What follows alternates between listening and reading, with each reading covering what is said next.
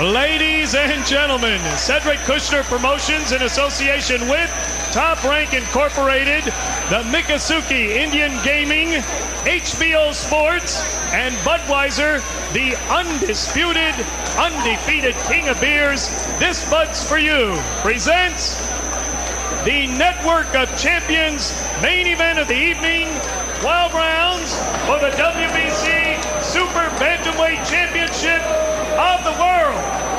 Ring officials assigned by the World Boxing Council, President in attendance, Jose Suleiman. Your judges at ringside are from Tallahassee, Florida, Jay Cassis, from Tokyo, Japan, Ken Morita, and from Las Vegas, Nevada, Dalby Shirley. Your referee for this event from the Magic City of Orlando, Florida, Frankie Santori.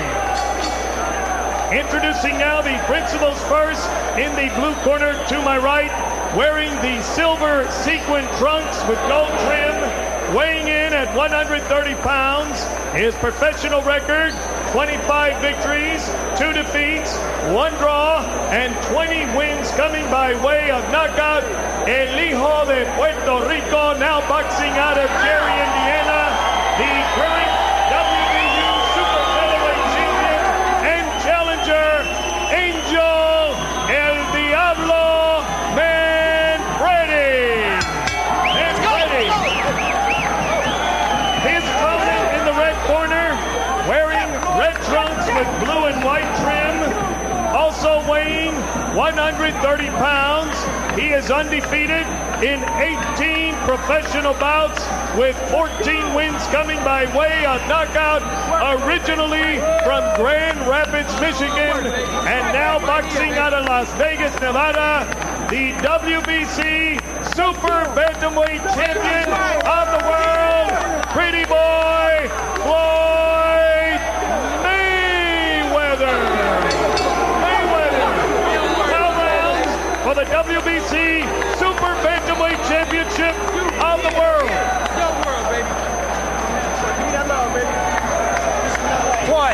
Floyd, let's go, Floyd. Let's go, turn around, let's go. Angel. All right, gentlemen, we've gone over everything in dressing room. Let's just watch the low blows. Remember, here's the belt line. Keep me here above, all right? Watch your heads, just keep it fair. Questions? Questions here, questions here. Good luck to both of you. They're risking everything to win everything, but somehow when you risk everything, you wind up okay. Boy, Angel Manfredy is wearing leggings or stockings or something of the sort. Isn't that going to make him sweat more if the bout goes the distance? Yeah, it probably make his legs sweat a little bit more, but not too much because it's kind of cool here. It's winter time, so it shouldn't hurt him too bad. Yeah, plus there's massive air conditioning in the tent.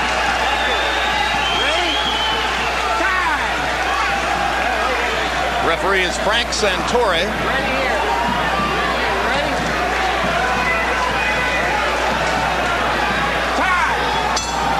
And that was the tinkle of the bell for round 1.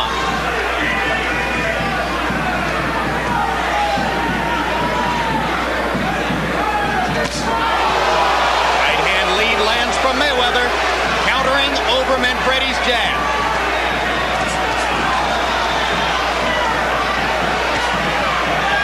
Floyd has very quick hands. Quick hands and quick feet.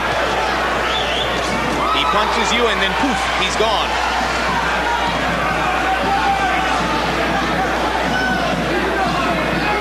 And the Mayweather camp sees the speed advantage as being so big that Floyd Sr. relentlessly insulted Manfredy in the promotional build-up to the fight. He took great pleasure in saying in front of Manfredy, he's a bum, and my son will beat him easily. The fighter was considerably more diplomatic in his public pronouncements and never misses the chance to say Angel's a good fighter, and I'm sure he'll fight well. The fighters usually try to maintain respect, good respect for one another.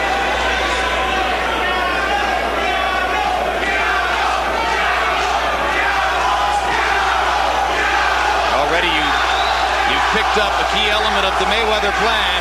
When Manfredy tries to stick his jab, Floyd Jr. thinks he can counter rapidly over it because he doesn't think Angel gets it back rapidly enough. He already was able to counter it one time early in the fight. Manfredy, it would appear, can do best if he can pin Floyd Jr. against the ropes and hammer him on the inside. He has to try to pressure Floyd, but he has to be sure that he doesn't run into any of Floyd's big, quick punches. Counter punches will what they will be.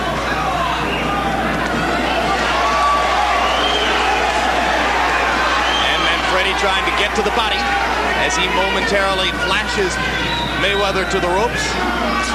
Floyd slips away.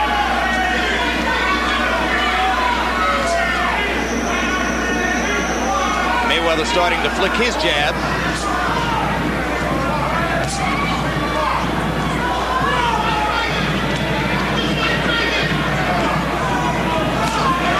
Manfredy's throwing good body shots here early too, which will neutralize the speed some if he can do it over a period of time. But Floyd has very quick hands. He's showing very good head movement. Angel says, I have to cut off the ring, and then cut it off again. So far, he has on a couple of occasions been able to do exactly that and pin Mayweather against the ropes. Now he lands one again as Mayweather slips back away from the ropes. Doing much better in the second half of the round, Manfredy, than he did early on. And a body shot by Mayweather to punctuate round one. Listen, I don't want you reaching on this guy. You understand? Work the jab first, okay? When he starts going around, you cut him off. I want the double jab. You're not using your jab. Don't reach. First touch him with the jab a little bit. Then start moving in. I don't want you reaching, okay? Go downstairs, breathe deep, and use your jab, okay? Speed back is on your left. On the right on left. Breathe in now, slow. Breathe deep. Watch your open hand. Watch your open hand. Do it with the gloves close. Give me some pain. Mayweather dominated the early part of the round, comes back at the very end with a nice body shot followed by a jab.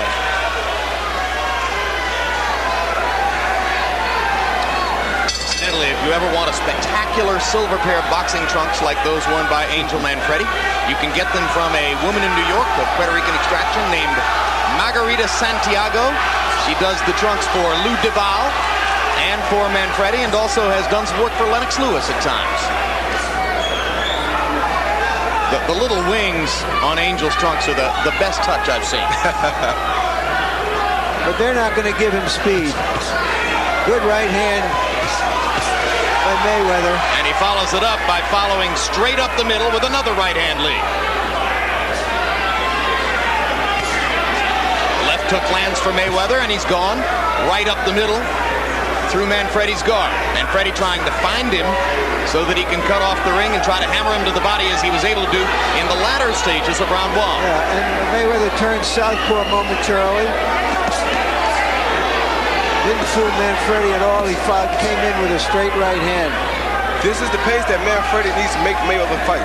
He has to make the young, quicker fighter throw a lot of punches in order to neutralize some of his speed. He just has to make sure that he does not run into the big counter punches. So the Manfredy plan should be pressure, pressure, pressure. Yes, now Manfredy turned southpaw for a moment. And turns back. Good right hand by Manfredy. Straight up the middle by Manfredy. If you're slower than your opponent, the thing to do is to pressure him to try to make his arms tired so that you can wear him down to where he can be not as where he won't be as fast as he was in the early part of the fight.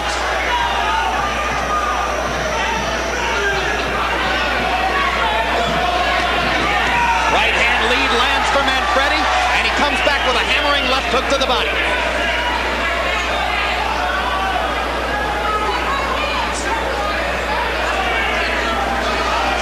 Mayweather was so successful early countering over Manfredy's jab that Manfredy for the moment has dispensed with it and is leading with the right hand instead. Yes, his corner told him to throw the double jab some, but he's doing the right thing. Pick the time to throw the jab because that's what Mayweather's looking for. And Mayweather seems a tiny bit confused as to what to do to mount his own offense. Now that Manfredy isn't throwing the jab, but there's a good idea. Mayweather with a right over the top stuns Manfredy. He's not confused at all. He's just boxing, keeping Manfredy out in the ear so he can see Manfredy. Manfredy in trouble as Mayweather pounds away. Manfredy almost went down. He won't take a knee, but he isn't throwing back. Mayweather pounding, and this one's going to be stopped too. Same spot in the ring where the heavyweight bout was stopped. And of this stoppage, I'm not quite as critical. I'm not either. I still thought it was a little quick. I think Manfredy was dazed.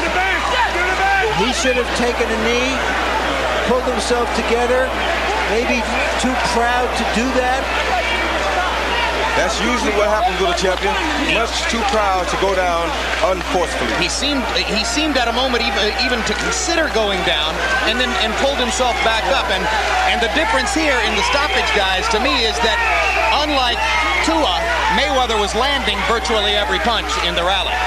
Yeah, he's landing a lot more punches. He was hurting Manfredy. Manfredy was not throwing punches back, and he wasn't doing a great job of getting out of the way of punches either. Yep, all of which conspires to say it was a more defensible stoppage than the one which preceded it in the heavyweight fight, although again, Angel Manfredy is going to say that was too quick. No, you have to give the referee credit too, because he thought about it a couple times, but he said, wait a minute, let me make sure I don't do this too early. We've had one early stoppage. Let's not make it two in one night. But a period of time passed, Manfredy wasn't throwing back, and Floyd Mayweather Jr. has another big, stunning victory to cap off his rise to stardom in 1998.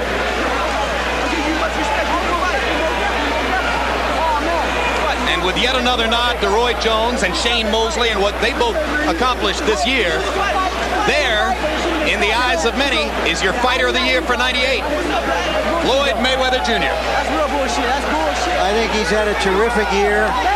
But Shane Mosley, to me, who defended his title 5 times and won 5 stoppages and knockouts, was the fighter of the year. There you saw that quick right hand, what makes this fighter so dangerous that you don't know when it's coming. And here's the rally that prompted the referee, Frank Santori, to stop it. Land, miss, land, miss, land, miss. Notice Manfredy did not throw a noticeable punch during that whole time. Yeah, from this point forward, I don't think he throws another shot. Should have gone down. Would have given himself a chance to continue. Too proud to go down. Yes, he should have taken a knee. But there you go again. When a guy's a champion, they hate to go to the canvas. No champion wants to go to the canvas. Yeah, and while we were critical of the referee in the heavyweight bout, it's like NFL officiating. It's easy to criticize them. It's not an easy job to go do. No, it's not. That's why I don't have much to say about it. Let's go to Mark Barrow for the official particulars on this one. Ladies and gentlemen, the time, 2 minutes, 47 seconds of the second round. Referee Frankie Santori stops this bout. The winner by technical knockout and WBC Super Bantamweight Champion of the world, Pretty Boy Floyd Mayweather.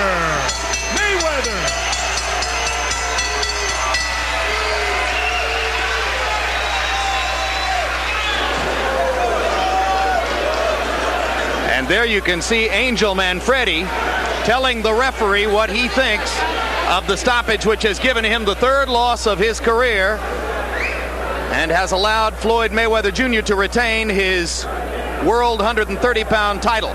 Manfredy's wife and brother silent behind him while Angel sounds off on what he surely thought was a premature stoppage. And now, Larry Merchant with the referee, Frank Santori. Larry. Thank you, Jim.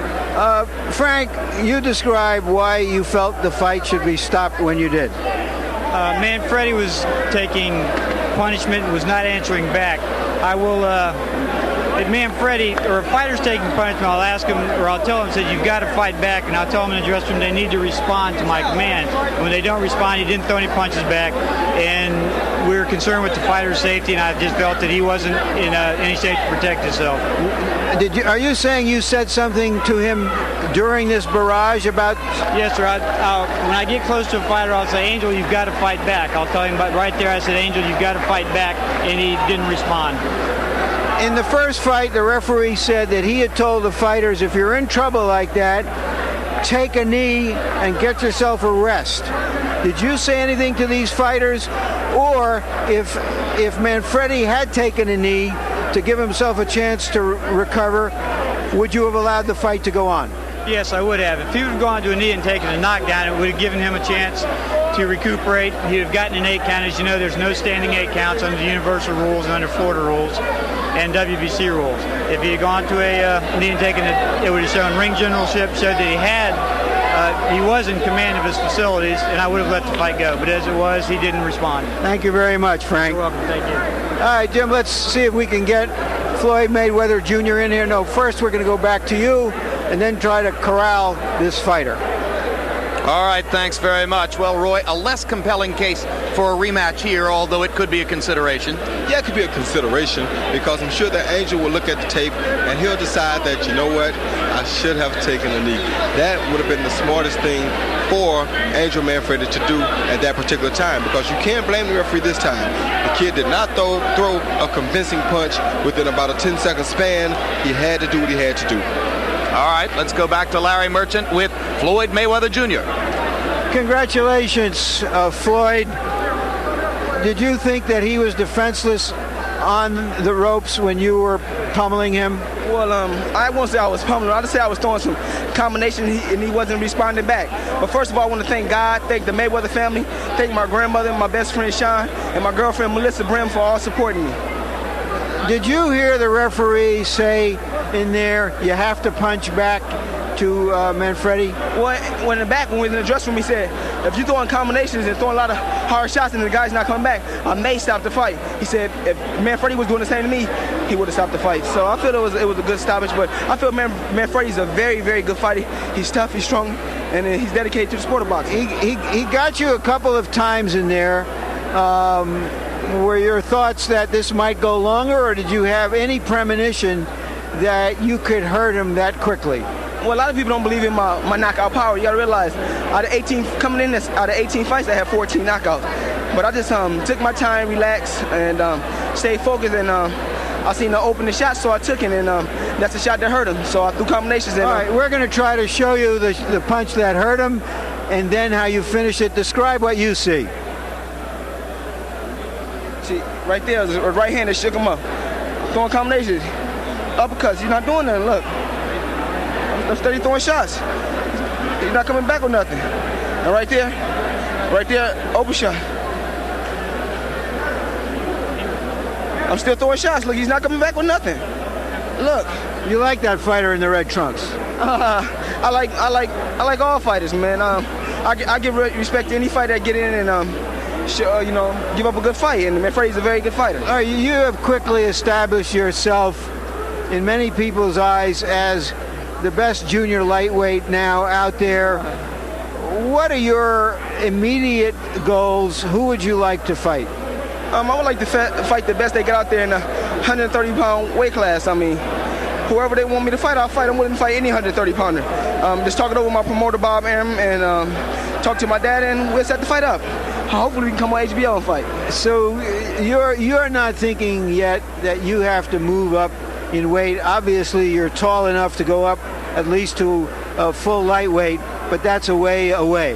Well, right now I come in camp weighing 135, so I want to move up right away, because once I get the training, I'm down on weight. The first week I was in camp, I was down on weight. I don't want to rush at all. I just want to take my time and do what I got to do, and that's the box and you're only quick in the ring. Thank you very much, Floyd. Thank you. And here is Angel Manfredy, if we can find him in a moment, amid all this chaos. Normal for boxing, and here he is. Angel, you got caught a good right hand. He wobbled you. You went to the ropes. He threw a lot of punches. Not all of them landed, but according to the referee, he told you have to start firing back, and you didn't. Give me your version. Come on. Everybody knows it. The whole world knows it. He caught me with 2 good shots. I was not dazed at all. And they're going to jump in and stop the fight. The referee did not tell me, let's start throwing punches. It was all politics, is all rigged up for him to go ahead and win. Wait a minute. I understand. Could you have... Can you show the replay on that? Yes, we will. Can you have taken a knee to give yourself a chance to pull back? All right, here we are. Let's take a look and describe what you see. There's the right hand that staggered you. Now describe what happened on the ropes. Well, he caught me a couple of good shots. I was staying composed. I stood composed, and still, he couldn't stop me though. He could not. Look, he's missing all these shots, and he stopped the fight. How can you stop the fight?